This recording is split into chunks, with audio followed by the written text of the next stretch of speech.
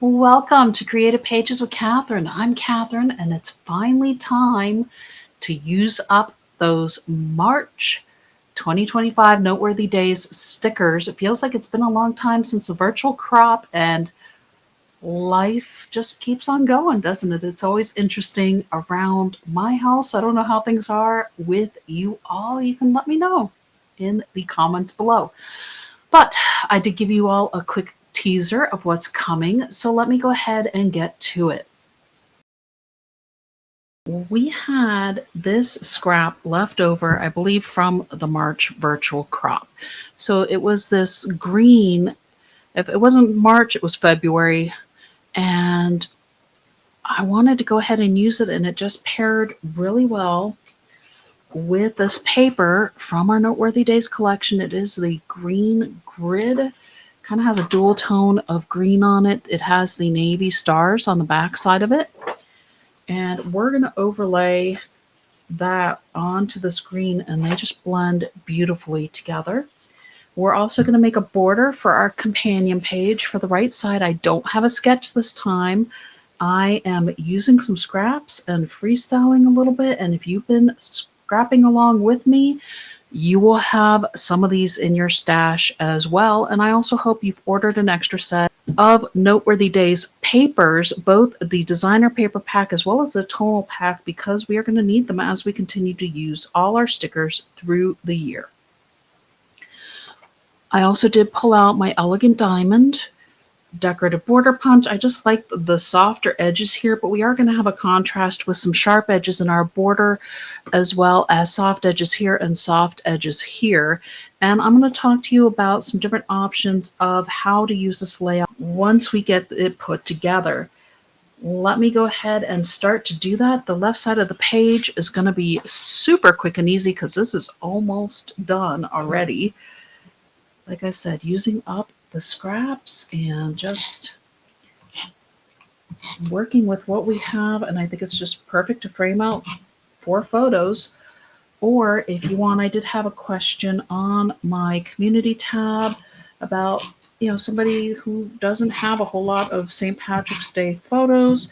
Some of us that aren't Irish, I'm included in that, don't always celebrate it, and so we don't have that many St. Patty's Day photos, and you can easily turn these into story boxes instead of photo boxes. And I will talk a little more about that once I get it on the paper and put the other page together with it. Here we go. So we're going to line this up. I do have the pages running vertically up the page, the lines that are on this green striped page that we had as our scrap.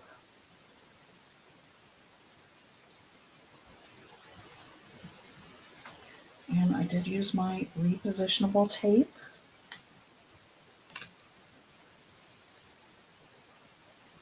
Just trying to match up the 2 papers so it flows nicely here, and they reasonably line up reasonably well anyways, hopefully. Sometimes Creative Memories does have a little bit of extra allowance within its papers, and they might be just ever so slightly off, but once you have that in your page protector, I don't think you'll be able to tell if they are just ever so slightly different. Look at this, I got a little crease here. Yep, just a little bit different here. There we go, going across and back to this corner here. Fix that just a little bit. There we go. Okay, so that is on here. The only thing I'm going to add to this page is our Happy St. Patrick's Day sticker. We're going to go right in the middle of the page, and we are going to place it on some foam squares, and we might use our powder with this one as well. I guess we can try to line this up as best we can here. Maybe it does look like it's going to cover mostly through the middle, but I don't want any of the sticker sticking to either our journaling or our photos that we're going to add to this page later.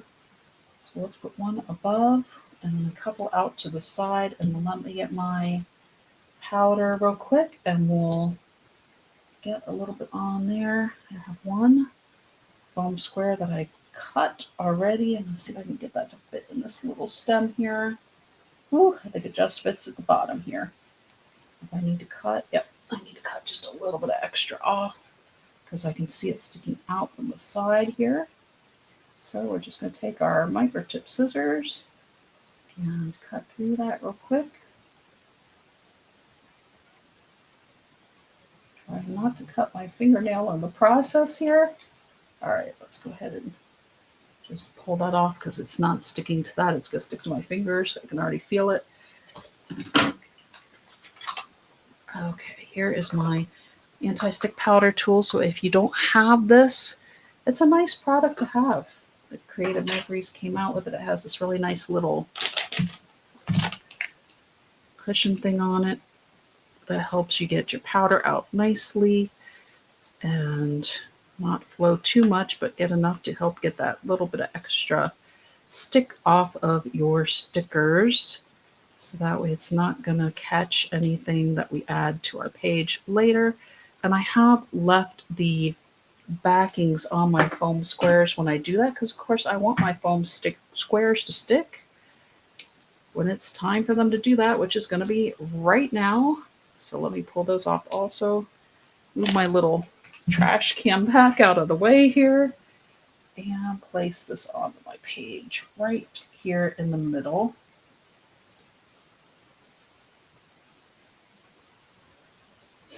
Okay. All right, that is it. Oops. Got a foam square on my finger now too. Goodness, everything's sticking. Okay, except for what had the powder on it. So that's it for the left side of our page. Like I said, I will talk in a moment about potential photos once we get the right side done. But first, we are going to build our border for our right side of our page. And for that, I had a scrap. This piece is 2 1/4 by 12. This is also those green lines, which is why we went ahead and ran the lines vertically through our page so that we were going to repeat it on our right side as well. I have punched our Elegant Diamond border punch with this paper. So I had a thin strip of this paper left over also. I think it was about 1 3/4 inches maybe. It wasn't much bigger than this. I definitely didn't get much scrap off from the top and the bottom with the punch, but it worked out perfectly to create this design. And then we also have along the way cut our 4 1/4 by 6 1/4 mats from this paper. And I have 2 with the kind of like the desert floor look to me, has the green polka dots on the back, and one had this one, the the colorful tiles with the blue grid on the back. And for those, we're going to go ahead and use these on our border. So we're placing our squares down first.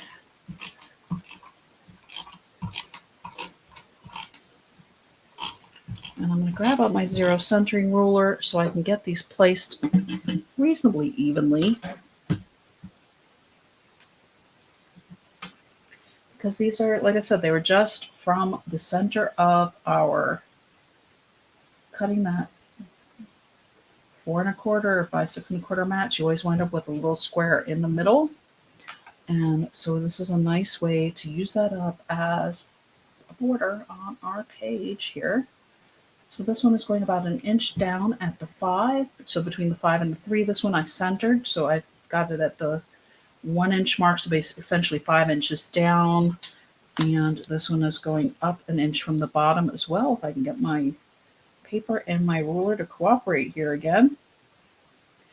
And it's about 1/4 inch in on each side as well, or maybe between 1/8 and 1/4. I can measure that for you because honestly, like I said, I didn't even measure it because it's what came out. It's 1/8 of an inch on each side. to the right and the left. The next thing we're going to do is go ahead and get some repositionable tape on our border.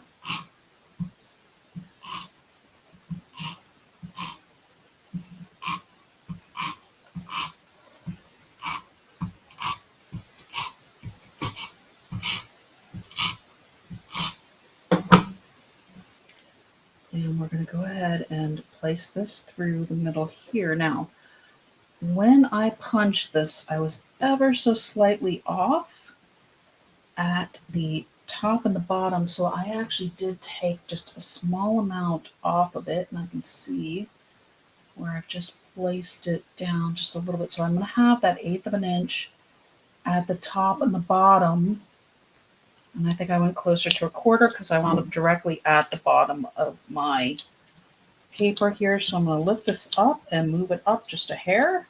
So right around that 1/8 of an inch, because it is just a little bit short, and I don't mind that I wound up cutting off just that little bit to make it even. So that winds up with that, it's about a 1/16 to an 1/8 at the top as well. Not quite exactly symmetrical, but you know what, for what we're doing here, it's okay. Nobody's going to notice. And we have the rest of those St. Patrick's Day stickers. I found this one in my scrap bag. Again, just trying to use up a few of the scraps. It just seemed to fit with this layout. This one is 3/4 of an inch by 1.5 inches, and it's going to go right here. So we're kind of layering, you know, the same paper, but just in different ways. And I'm going to foam square this one because I want to give it a little bit of height as well. And I'm going to use these medium mid-sized, I guess, or second size up foam squares. It's hard to sometimes gauge. But this one's going to go right in the middle of our border, just bringing all these colors back again. And I love that we have the greens for the St. Patrick's Day. So we have our March vibes, and we also have a clover that has a stem. And then we have 2 clovers without stems that were also in our stickers. So let's go ahead and get this one is going to come out from behind our March vibes. So you're not really going to see the stem. I mean, I guess if you really wanted to, you could pop it up and put it in front so you see the stem and it mimics what's on the sticker itself. But instead, I'm bringing it up from behind. And that's going to go here to the left. Actually, I need to offset it, scoot it over just a little bit more because I want to make sure it stays on my page. And I want my March vibes to be a little more centered. Oops. There we go. Okay, so that's at the bottom. And we're going to go ahead and stack our little teeny clover on top of this medium-sized one. And then this is going to go up here in the top, kind of in between these 2 diamonds from our border punch here. It just seems to work with the colors that are right there. So that's where I'm going to put them. So the only thing popped up here is in the center. And so it just kind of works with the colors and drawing your eye through it. I'm going to grab my piece of paper and this away. Go ahead and get our border stuck onto the right side of our page here.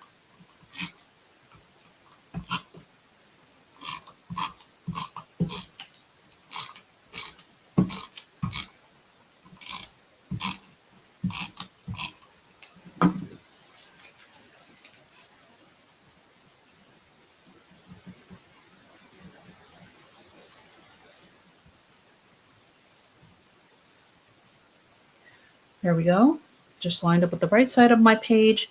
And then I have 4 4¼ inch squares, which I know is really unusual for me to use as mats. But again, it's that desert floor looking paper. It has the blue polka dots with the green on the back, and it just is what worked for me visually with this layout. Like I said, I'm freestyling this one a little bit, and I just thought it works color wise, And with some of the symmetry, like I said, there's some sharp edges as well as the rounded edges on the other side that just kind of come together a bit. So these we are going to place at the top and the other two at the bottom. And you do kind of want it framed out a little bit by the grid. So it does help with your placement a bit. But we don't need it to be perfectly perfect either, I guess, if you will. I basically have 2 grid lines in between. And I guess I should take it down one more, huh? This one will be symmetrical. And then these two will be kind of together here. And then we're going to place this in between, but it's going to overlap each one of those just a little bit.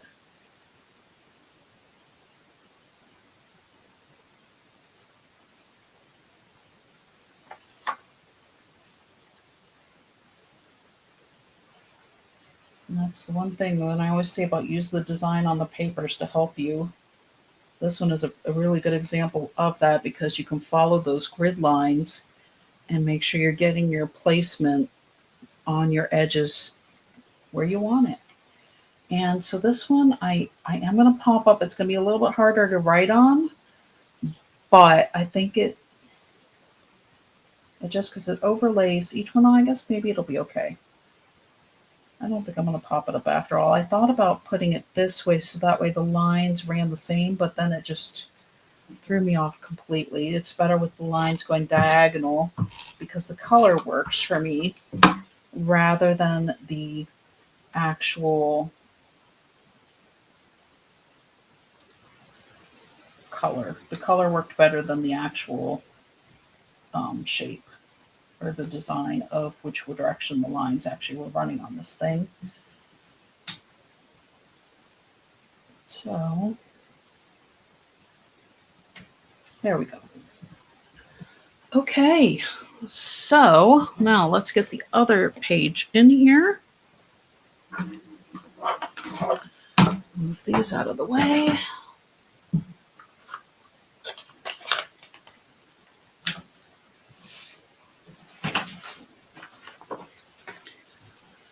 Here is the close-up of the right side of our page and the border that we put together. And I think it just the diamonds bring in some of the softer lines from the other side, but we still have the squared off sharpness a little bit coming from behind the border as well as in our mats here. And so one of the things, like I was saying, you can do easily is grab your index sheet from this collection and cut yourself some white paper that you can just write on and journal on. If you have a photo, by all means, here's what a 4x4 photo can look like on any one of these mats. And again, on this side, you might want it a little bit bigger, your photo itself, but then you can easily journal in the bottom 2 spots, or you can go ahead and not include this and actually just go ahead and journal on this whole side. If you have a funny story from a St. Patrick's Day or just a really fond memory that would fit with your photos, you can easily just journal through the center of your layout and then have your pictures here and maybe a couple pictures here and do it that way as well. So hopefully that's given you some ideas for these St. Patrick's Day stickers. And of course, if you would rather do a Mardi Gras layout, do a Mardi Gras layout. I'm going to give you some color choice ideas that go with the stickers here in just a moment when we put together our card. I know I have friends who participate every year with some of the Mardi Gras floats and love doing it, but it's not something I really do either. So I thought I maybe would make a card to send to her next year because I know she'll be doing Mardi Gras again.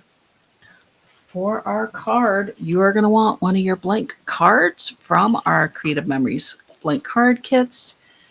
And you are also going to want to find your Brocade Chain Border Maker cartridge When I pulled out the Mardi Gras stickers, I saw that we had a couple of fleur-de-lis and the mask, and they had these really interesting kind of swirly lines that I thought would fit with this. We do have that mask chain border punch as well, and you could use that also if you really want a lot of masks, but I thought this one worked as well, so I wanted to give you all another option of something you could use with these stickers. I pulled out the blue and brown kind of plaid, not quite plaid, but squares. The back has the mint green stars on the back. And we're going to go ahead and stick this down. Let me grab my border mat in here again.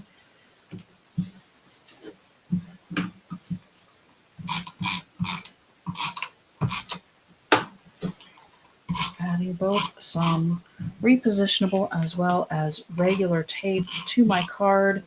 So that way, when people go to open the card, it doesn't separate with the actual from the card front. I like that it when they lay a little bit flatter, so I use both.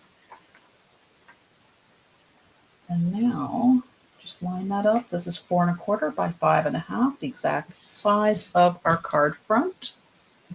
And then I have a little scrap I also found of this brown paper, and this piece is 5 inches by 2 inches. So 5 by 2, and we're going to use the darker brown side.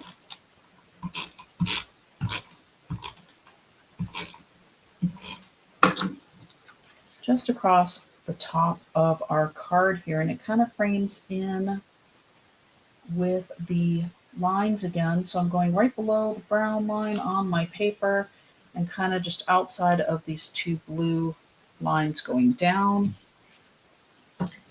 I had another scrap of those green, the green with the lines, and that's what I punched my brocade chain from. And I just took my Border Maker cartridge, I popped it in, I turned my paper over it, and I just went twice with it because it was a short piece of paper, and sometimes it's nice just to use up scraps.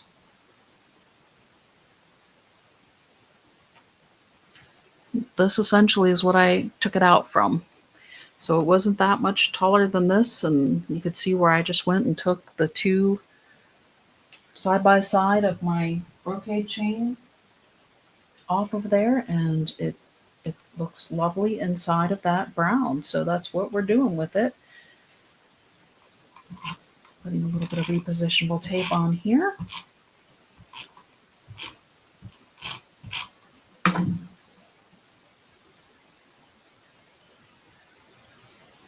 then we are going to add our Mardi Gras across the top here.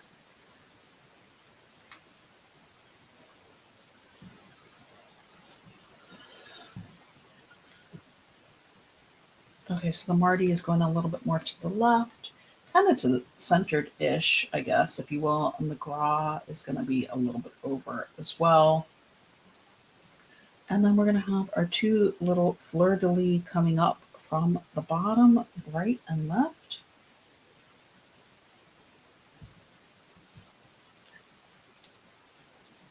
The stickers definitely had a lot of blues and navy in them, so it just went well with our paper here.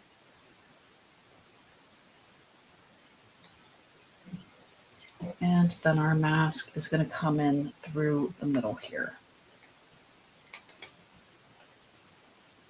And if you want, you can pop up your mask. I actually thought I might do that, but now that I'm looking at it, I don't think I am. I'm going to leave it flat because then I won't have to add extra postage when I mail it. So here is our card, and it's just a simple Mardi Gras. And like I said, I think my friend that likes to participate in the parades and things would enjoy getting a card just like this. And I can write her a note saying good luck and hope all goes well with everything that you're doing for Mardi Gras. But otherwise, you can see which papers complement these stickers, and you can create a larger layout from this as well if you want to go that direction. So let me know what y'all thought about this. Use up the stickers for March, and before we know it, it'll be time for the next virtual crop. So I'm glad I was able to squeeze it in. Until next time.